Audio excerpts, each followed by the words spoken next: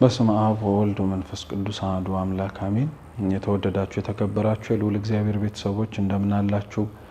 አሜን። በቸርነቱ በምሕረቱ የጠበቀን የአባቶቻችን አምላክ ልዑል እግዚአብሔር ስሙ የተመሰገነ ይሁን። ዕለተ ሐሙስ ላይ ሰሙነ ሕማማት እንገኛለን። ይህች ዕለት የምስጢር ዕለት ወይም የምስጢር ቀን ጸሎተ ሐሙስ ሕጽበተ እግር እየተባለች የምትጠራ የተለየች ዕለት ናት። በዚች በሰሙነ ሕማማት ባለች በሐሙስ በተለየ መልኩ ቅዳሴ የሚቀደስባት ምእመናንም በሰሙነ ሕማማት ወቅት ከጌታችን ከመድኃኒታችን ከኢየሱስ ክርስቶስ በዓለ ስቅለት አስቀድሞ ከትንሣኤ ደግሞ ቀደም ብሎ የሚሳተፉበት ምስጢረ ቁርባን ስርዓተ ቅዳሴ የሚከናወንባት ዕለት ናት። ይህች ዕለት ጸሎተ ሐሙስ መጀመሪያ ጸሎተ ሐሙስ ትባላለች። ጌታችን መድኃኒታችን ኢየሱስ ክርስቶስ ተላልፎ ከመሰጠቱ አስቀድሞ በጌቴሴማኒ እየወደቀ እየተነሳ በፍጹም ጭንቀት የሚያበራታው መልአክ ድካም ኖሮበት ሊያጸናው ሳይሆን ተገኝተው ይህንን ያክል ስለ ሰው ፍቅር ዋጋ እየከፈለ ያለውን ክርስቶስ ሊያመሰግኑት የመጡ መላእክት ናቸው ይላል አባ ጊዮርጊስ። እነዛን መላእክት የተገኙበት ጌታችንም ረጅም ጸሎት የጸለየበትና በተደጋጋሚ ደግሞ ሲተኙና ሲያንቀላፉ ለነበሩት ለደቀ መዛሙርቱም ጭምር ወደ ፈተና እንዳትገቡ ተግታችሁ ጸልዩ ብሎ ያዘዘባት ዕለት ናት። በዚች ቅጽበት ጌታችን መድኃኒታችን ኢየሱስ ክርስቶስ ረጅሙን ጸሎት ጸልየዋል። የዮሐንስ ወንጌል ምዕራፍ 18 ላይ የጌታ ጸሎት እየተባሉ የሚታወቁ በቤተ ክርስቲያን ታሪክ ላይ 3 ናቸው። አንደኛው አጭሩ ጸሎት አለ። በእኛ እግዚኦ መሐረነ ክርስቶስ ይባላል። አቤቱ ማረን፣ ይቅር በለን፣ ራራልን ማለት ነው። በግዕዙ እግዚኦ መሐረነ ክርስቶስ፣ በእንግሊዘኛው ሎርድ ጂሰስ ክራይስት ሰን ኦፍ ጎድ ሃቭ መርሲ ኦን ሚ ሲነር የሚል ነው። የእግዚአብሔር አብ የባህሪ ልጅ ሆንክ ጌታ ኢየሱስ ክርስቶስ ወይ እኔን ኃጢአተኛውን ማረኝ የምትል ናት። ሁለተኛው የጌታ ጸሎት አባታችን የሚለው ጸሎት ነው። ሶስተኛው የጌታ ጸሎት እየተባለ ብዙ ጊዜ ላይ አይጠቀስም እንጂ የሚባለው ግን አባቶቻችን ሲያስተምሩን ጌታችን የዮሐንስ ወንጌል ምዕራፍ 18 በዛች በጌቴሴማኒ የጸለየው ጸሎት ነውና ይህ ጸሎት ከሁለቱ ጸሎቶች ይበልጥ የረዘመ አምላካችን መድኃኒታችን ኢየሱስ ክርስቶስ የጸለየው ጸሎት ነው። ከመከራ በፊት የተደረገ ጸሎት ነው። ክርስቲያኖች ወደ መከራ ሲገቡ አስቀድሞ ሊዘጋጁ የሚገባው ወደሚገቡበት መከራ በጸሎት ታጥረው ራሳቸውን ጠብቀው እንደሆነ ይናገራልና ቅዱስ መጽሐፍ ያንን ጌታችን ባሪያ ያሳየበት ቀን ነው። በዚህ ዕለት ላይ እኛም ክርስቲያኖች እስካሁን ስናረገው የነበረው ይሄ ነው። በሰኞ፣ በማክሰኞ፣ በረቡዕ እንዲሁም በዛሬቱ በሐሙስ ዕለት ላይ በእያንዳንዱ ግብረ ሕማማት በሚያዘው የስግደትና የጸሎት ሰዓታት ውስጥ ጌታችን ኢየሱስ ክርስቶስን መከራውን አብረን እንድንሳተፍ ይረዳን ዘንድ በዕለተ ዓርብ በጸሎት እየለመንን የምንቆይባት ዕለት ናት። በዚህ ዕለት ላይ ግን ሐዋርያት አባቶቻችን እርሱ በሚጸልይበት ጊዜ ላይ ጸልዮ ሲመጣ እየተኙ አሁንም ቀስቅሷቸው ተመልሶ ጸልዮ ሲመጣ እየተኙ አግኝቷቸዋል። በሶስተኛው ግን አልቀሰቀሳቸውም። የማያስተኛ ጠላት እየመጣ ስለሆነ ይነቃሉ አለ ጌታችን። የማያስተኛ ጠላት የተባሉት አይሁድ ናቸው። ጌታችንን ሊይዙት፣ ሊያሰቃዩት፣ ሊያንገላቱት በአስቆሮታዊው በይሁዳ አማካኝነት እየተመሩ የሚመጡት ናቸውና በዚች ጸሎትን ጥቅሙን በመከራ ውስጥ ያለ ጸሎትንም ጭምር ጥንካሬውን ያየንባት ዕለት ስለሆነ ጸሎተ ሐሙስ ትባላለች። በዚህ በዕለቷ በምትጠራበት ስያሜ ውስጥ እኛ የትኞቹን እንደሆንም ጭምር ራሳችንን እንድናይ ያደርገናል። እንደ ሐዋርያት ብዙ ጊዜ ክርስቶስ ሊያነቃን ሞክሯል። በነገራችን ላይ በዚህ ጾም ውስጥ ቀስቅሶናል። ጾሙ ሲገባ በዘወረደ ጾሙ ሊገባ ነው ብሎ ቀሰቀሰን። ደብረ ዘይት መሃል ላይም ዳግም ምጽአት ነውና ንቁ ብሎ የቤተ ክርስቲያንን ደውል እያሰማ አበው ካህናትን ስለ ዳግም ምጽአት ስለ ዳግም መምጣቱ እያናገረ ቀሰቀሰን። ሁለቴ ተኝተን ነበር። በሰሙነ ሕማማት ግን የማያስተኛ ጠላት ስላለ ተዋቸው፣ መንቃታቸው አይቀርም እንደማለት ያክል ነው። ጌታችን መድኃኒታችን ኢየሱስ ክርስቶስ በዚህች በዕለተ ሐሙስ ያደረጋትን ሌላውን ምስጢር በማሰብ ደግሞ አባቶቻችን ሕጽበተ እግር ይሉታል። መድኃኔዓለም አምላካችን ፍጹም ትሕትናውን ያሳየበት ዕለት ነው። የዮሐንስ ወንጌል ምዕራፍ 13 ላይ አምላካችን ኢየሱስ ክርስቶስም ውሃውን በመታጠቢያ ከቀዳ በኋላ ማበሻ ጨርቅ በወገቡ ታጥቆ በፍጹም ትሕትና ራሱን ዝቅ አደረገ። ቅዱሳን መላእክት እግሩ ስር ተንበርክከው የሚሰግዱለት አምላክ ሆኖ ሳለ የሌሎች የገሊላ እረኞችን በአቧራ ያደፉ የሰውነታቸውን ክፍሎችን እግራቸውን ዝቅ ብሎ ለማጠብ ሳይጸየፍ አምላካችን ተንበርክኮ ወረደ እና በትርጓሜ አባቶቻችን ሲያስረዱ ምን ይላሉ? አምላካችን መድኃኒታችን ኢየሱስ ክርስቶስ መጀመሪያ ያጠበው የይሁዳ ነገር ነው ይላሉ። ምክንያት እንዳይኖረው ነው። በነገራችን ላይ ታስታውሱ ከሆነ ዮሐንስ ወንጌል ምዕራፍ 2 ላይ ውሃውን ወደ ወይን ሲለውጠው ጌታችን የእመቤታችንን ምልጃ ሰምቶ በመጀመሪያ ጊዜ ላይ ያለው ነገር ጊዜ አልደረሰም ነው ያለውና ከነሱ መካከል አንዱ ይሁዳ ባልታወቀ ምክንያት አንድም ደግሞ ወደ መጸዳጃ ቤት ወጥቶ ነበርና እርሱ ሳይኖር ይህንን ተአምር ቢያደርገው ኖሮ ከተአምሩ አግድሎኛል ብሎ ለክስ እንዲመቸው ነበር። ግን ጊዜ አልደረሰም ብሎ ይሁዳ እስኪመጣ ጠበቀው ይላልና አሁንም ጌታችን ሕጽበቱን ከይሁዳ እግር የጀመረው ከሌሎቹ ሐዋርያት ጀምሮ እሱን አሳንሶ ቢያጥበው ወይ መጨረሻ አድርጎ ቢመለከተው አይ የሰቀልኩትማ እንደ ሌሎቹ ስላላየኝ ነው፣ አሳልፌ የሰጠሁትማ እንደዚህ ስላደረገብኝ ነው ብሎ ምክንያት እንዳይኖረው ምክንያት ለማሳጣት ነው። ክርስቶስ ይሁዳን ምንም ምክንያት አልነበረ እንዳይኖረው ነው ያደረገው። ገንዘብ ቸግሮኝ ነው እንዳይል ገንዘብ ያዥ አድርጎታል። ክብር ቸግሮኝ ነው እንዳይል ሐዋርያ አድርጎታል። ስልጣን ቸግሮኝ ነው እንዳይል አጋንንትን ማዘዝ የሚችልበትን ስልጣንን ሰጥቶታል። ምን የቸገረው ነገር አለ? ይሁዳ ስግብግብነቱና አልበቃይ ባይነቱ ሰይጣን በልቡ አድሮ መድኃኒት የሚሆነውን አምላኩን አሳልፎ እንዲሰጥ ምክንያት ከማድረጉ ባለፈ። ስለዚህ ከይሁዳ ጀመረ፣ ይሁዳን አጠበ። ወደ ቅዱስ ጴጥሮስ ሲመጣ ግን በፍጹም አሻፈረኝ አለ ቅዱስ ጴጥሮስ። እንዴት አንተ ጌታ ሆነ ዝቅ ብለህ የኔን እግር ታጥባለህ? አይሆንም አለ። ጌታችን ግን አለው እኔ ዛሬ አጠብኩህን እጥበት ከቀረብህ ከኔ ጋር እድል ፈንታ የለህም አለው። ስለዚህ ምን አለው? እንግዲያውስ እግሬን ብቻ አይደለም መላ ሰውነቴን እጠብልኝ አለው። እግሩን ከጣጠብክ ይበቃሃል አለው። ሌላ የሰውነት አካል በሙሉ ተሸክሞ የሚሄደው እግር ነው። እግርህ ቢነጻ ይበቃሃል አለው። እግሩን አጠበው፣ ሌሎቹንም አጠባቸው። ጌታችን የትሕትናን ምሳሌ አሳየ። ያንን ምክንያት አድርጋ ቅድስት ቤተክርስቲያናችንን በዚህ ዕለት ላይ ጸሎትን እያደረሰች ካህናት አባቶቻችን ቅዱሳን አበው ሊቃነ ጳጳሳት ወርደው የሌሎችን ሊቃነ ጳጳሳት በእነሱ ከክብር የሚያንሱትን ሰዎችን በሙሉ እግራቸውን ያጥባሉ፣ ጌታቸውን አርአያ እያደረጉ። ቅዱስ ያሬድ ደግሞ በዚህ ዕለት ላይ የሚዜም ዜማ አለው።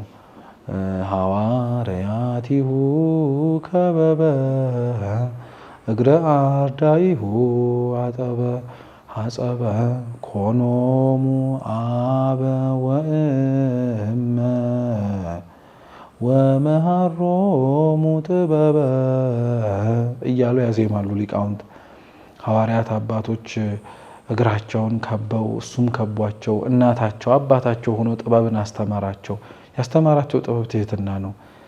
ዛሬ እንደ ጌታ ስርዓት ወገባችንን ታጥቀን እርስ በርሳችን እግራችንን እንታጠብ እንጂ እውነት ከልባችን ወገባችንን ያልታጠቅን ዝቅ ብለን የማንገኝ በጣም ብዙ ሰዎች ነን ያለ ነው። አብዛኞቹ ነገሮቻችን በስርዓት አምልኳችን የምንፈጽማቸው ነገሮች በሙሉ ውስጣችንን እንድንመረምር ያደርጉናል። ቆሞ የሚታጠበው ሰው ዝቅ ብሎ የሚያጥበውን ሰው ሲያይ ክብር ማለት ዝቅ ብሎ የሚገኝ በትሕትና ውስጥ የሚገኝ እንደሆነ ማወቅ አለበት። ይቻለም ግን አያችኋት ክብርን በትሕትና ውስጥ ዝቅ ብሎ በማግኘት ውስጥ አይደለም። ተሸንፎ ማሸነፍ እንዳለ በክርስቶስ ባስተማረን ሕይወት ውስጥ የማንኖር እኮ ስንቶቻችንን ይህንን እንደ ኋላ ቀርነት እንደ ክርስትና ተጽፎ እንደሚገኝ ቃል ነው እንጂ እንደሚኖር ሕይወት የማይመስለን በጣም ብዙ ሰዎች አለን። እና ጌታችን ኢየሱስ ክርስቶስ ግን ራሱን ዝቅ አደረገ። አብረውት ማን ወርዶ ነበረ? አብረውት ዝቅ ብሎ ማን ያጥብ ነበረ? አይገርምም? ሌላ ሰው እንዲያጥብ አልፈለገም። ሌላ ሰው ዝቅ ብሎ ዝቅ እንዲል ምክንያትን አልፈለገም። ትልቅ ትምህርት ነው። ሰው ሊኖረው የሚገባውን የትሕትና ሕይወት ሌላው ይኖረዋል አይኖረውም ብሎ የሚያኗኑረው ሰው መፈለግ የለበትም።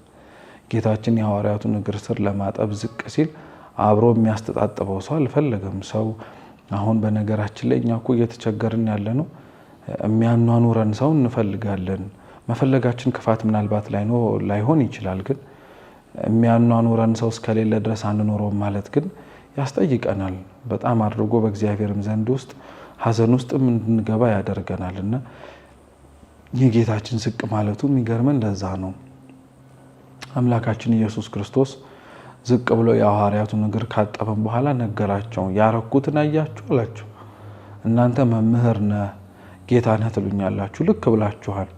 እንግዲህ እኔ እንደዚህ ሆኜ እናንተ ነገር ዝቅ ብዬ እንዳጠብኩም ሁሉ እናንተም ይህን አድርጉ። ማንም ከእናንተ መካከል ታላቅ ሊሆን የሚወድ ቢኖር ራሱን ዝቅ ያርጋል። ይሄ ነው የክርስትና መርህ። ማንም ከኛ መካከል እየኖረ ከፍ ማለት የሚፈልግ ከሆነ እየኖረ በእግዚአብሔር ዘንድ ከፍ ብሎ መታየትን የሚሻ ካለ ራሱን ዝቅ ያርግ በእግዚአብሔር ፊት። ዛሬ በእግዚአብሔር ፊት ዝቅ ሳንል እኮ ነው እኛ መታየት የምንፈልገው። ዛሬ ከአምላካችን እግር ስር ራሳችንን ሳንጥል ነው ራሳችን ከፍ ማለት የምንፈልገው። አይገርማችሁ? የጌታችን የኢየሱስ ክርስቶስን እግር ለማጠብ ሐዋርያት አልታደሉም። ነገር ግን ያቺ ባለሽቷ ማርያም ግን ታድላ ነበር። ዝቅ ብላ ክርስቶስ እግርን ሲያጥብ እድል ፈንታ ይሰጣል። የክርስቶስን እግር ማጠብ ደግሞ ኃጢአት ስርየትን ያመጣል። ስለዚህ እኛም እግሩን ለማጠብ መፋጠን መቻል አለብን። ይዘነው ተጣብቀን ለማልቀስ መፋጠን አለብን። የእሱን እግር እንኳን ብናጣ ግን ልክ ሐዋርያት አባቶቻችን በስርዓት ሰርተው ካህናትም ሲያደርጉት በዚህ ችለት ላይ እንደምንመለከተው ደግሞ የኛ የተናናሾችን እግር ዝቅ ብሎ ማጠብ ከነዚህ ከተናናሾች መካከል ለኔ ያደረጋችሁት ለነሱ ያደረጋችሁት ለኔ እንደሆነ ነው አላለም ጌታ? የሌላውን እግር ማጠብ በዛ ችለት ላይ ዝቅ ብሎ የጌታን እግር ስር አግኝቶ እንደማጠብ ነው። ለዛም እኮ ነው አጥበው ሲጨርሱ ይስማሉ እግራችንን። ጌታችን የማንንም እግር አልተጸየፈም። የማንንም የት ዋለ ብሎ የተንከራተተ እግርም አልፈለግም። የይሁዳ እግሮች እኮ የትም ሲሮጡ ዕለተ ረቡዕ አይሁድ ተሰብስበው በነበሩበት ሸንጎ ላይ ጌታችንን አሳልፎ ለመሸጥ እኮ ሲሯሯጥ የነበረ እግር ነው። አልተጸየፈውም። እግሩን ያጠበለት ጌታችን የት ዋላችሁ ብሎ እግራችንን አላጥብም የሚል አምላክ አይደለም።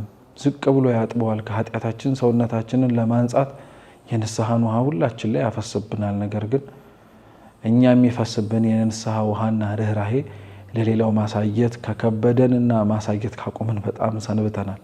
በአፋችን እንጂ በልባችን ምሕረትን ማድረግ ካቆምን፣ በውጫችን እንጂ በውስጣችን ትሁት ሆነን መኖር ከከበድን እኮ ሰነባብተናል። ይህች ዕለት የእኛን ዕለት የምታሳየን፣ ይህች ዕለት እኛ እንድናስታውስ የምታደርገን የሕጽበተ እግር ስነ ስርዓት ናት። የምስጢር ቀንም ይባላል ዕለተ ሐሙስ። አምላካችን መድኃኒታችን ኢየሱስ ክርስቶስ ቅዱስ ቁርባንን የመሰረተበት፣ ቅዱስ ሥጋውን ክቡር ደሙን የሰጠበት፣ ቅዳሴ የተጀመረበት ቀን ነው። ስርዓተ ቅዳሴ ቤተ ክርስቲያን የመጨረሻ ውብ ስርዓት አምልኮ ነው። አምላካችን ኢየሱስ ክርስቶስ በዛ ተሰብስበን ክርስቲያኖች ከአምላካችን ከቅዱሳን መላእክት በነፍስ በስጋ ካሉ ቅዱሳን ጋር አብረን የምንሳተፍባትን ያቺን ታላቂቷን ዕለት እና ታላቂቷን ምስጢር ቅዱስ ሥጋውንና ክቡር ደሙን ሰጥቶ ያስጀመረባት ይህች ዕለት ላይ ናት። ይህች ዕለት የምትገርም ናት። ለሐዋርያት የእምነታቸው ጽናት በእግዚአብሔር ላይ ያላቸው መታመን የተገለጠበት ነው። ይሞታል ይሰቀላል ተብሎ በሌላ የተነገረለት ብቻ ሳይሆን በራሱ አንደበት የሰሙትን ክርስቶስን ቆርሶ ህብስቱን አንስቶ ሲሰጣቸው ጽዋውን አመስግኖም ጠጡ ሲላቸው አልተጠራጠሩትም።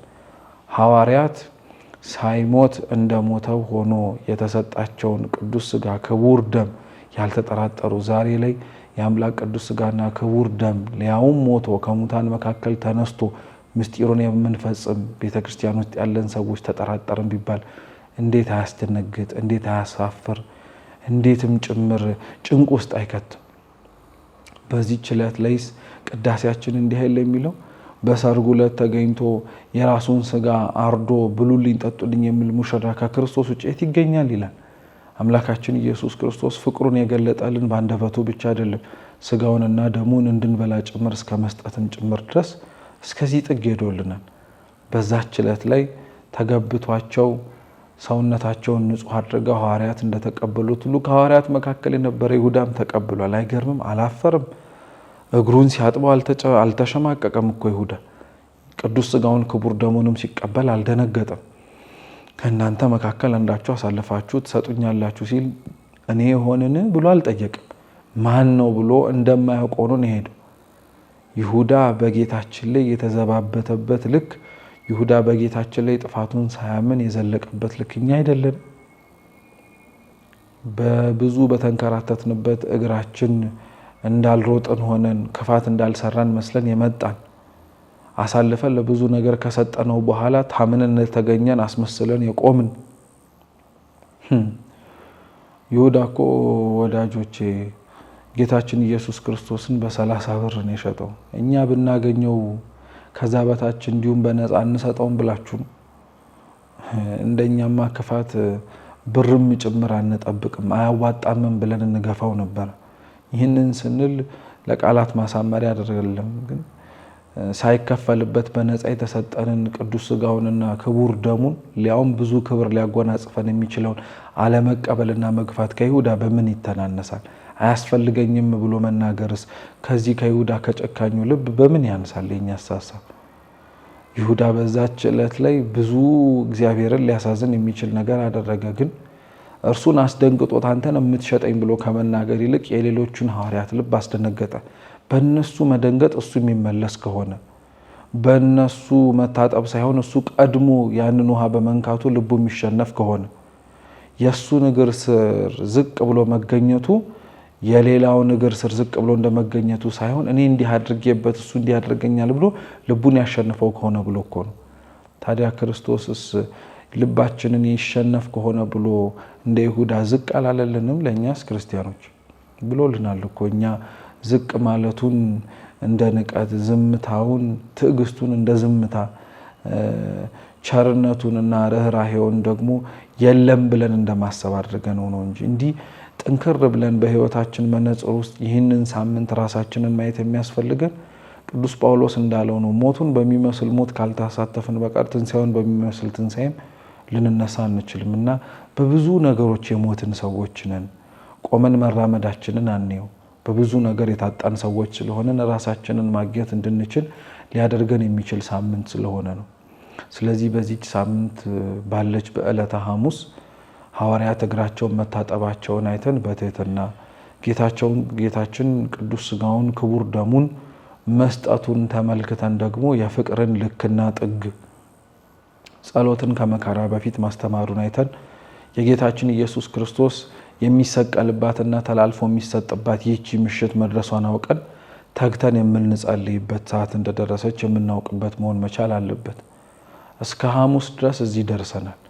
ሰኞ መርገመ በለስን አንጽሖተ ቤተ መቅደስን አይተን ራሳችንን በዚህ በሰሙነ ሕማማት ጉዞ ውስጥ ማንጻት እንዳለብን፣ ፍሬ ታቶብን ፍቅር ታቶብን እንዳንረገምም ጭምር ቅጠል አለን ብለን እንዳንጽናና ፍሬ ማፍራት እንዳለብን፣ ደረቅን ብለን ደግሞ ተስፋ እንዳንቆርጥ ቅጠል ሊሰጠን እንደሚችል ክርስቶስ እንድናስብ፣ በማክሰኞ ደግሞ የዛች 12 ዓመት ደም ሲፈሳት የነበረችዋን ሴት ደም መቆም አይተን እኛም ለዘመናት እየፈሰሱ ያሉ ደማችንን ሳይቆም መቅረቱን የኃጢአት እንጀራታችንን እንዲቆርጥልን መጠጋታችንን ማሰባችንን እንዳንዘነጋ፣ ከዛም በተጨማሪም ደግሞም ጌታችን መድኃኒታችን ኢየሱስ ክርስቶስ በዕለተ ረቡዕ ደግሞ በተሰበሰቡበት የአይሁድ ሸንጎ እኛም በጌታችንና እሱ በፈጠራቸው ሰው ልጆች ላይ የሰበሰብነውን ያሰብነውን ክፉ ሀሳባችንን በዕለተ ሐሙስም ዛሬ በተማርናቸው ምስጢራት ውስጥ እስከዚህ ድረስ እየተጓዝን ወደ ጎልጎታ እየሄድን ነው።